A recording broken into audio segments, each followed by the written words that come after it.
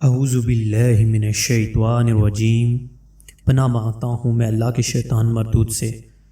بسم اللہ الرحمن الرحیم۔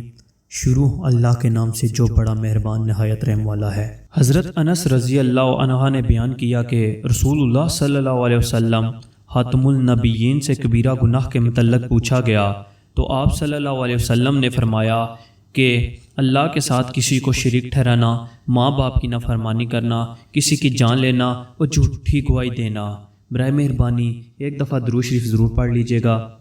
حضور نبی پاک صلی اللہ علیہ وسلم نے ارشاد فرمایا، راستوں میں بیٹھنے سے بچو۔ صحابہ کرام علیہم الرضوان نے عرض کی، ہمیں یہاں بیٹھنے کے سوا کوئی چارہ نہیں کہ ہم یہاں بیٹھ کر آپس میں گفتگو کرتے ہیں۔ ارشاد فرمایا، اگر تم نے ایسا کرنا ہے تو پھر راستے کا حق ادا کرو۔ عرض کی، راستے کا حق کیا ہے؟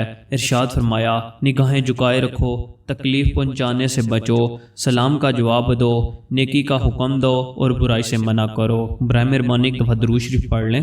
فرمان مصطفیٰ صلی اللہ علیہ وسلم، قیامت کے دن عالم اور عابد لائے جائیں گے۔ عابد یعنی عبادت گزار سے کہا جائے گا جنت میں داخل ہو جاؤ، اور عالم سے کہا جائے گا تم ابھی ٹھہرو تاکہ لوگوں کی شفاعت کرو، اس صلے میں کہ تم نے ان کو ادب سکھایا۔ برائے مہربانی ایک دفعہ درود شریف پڑھ لیں۔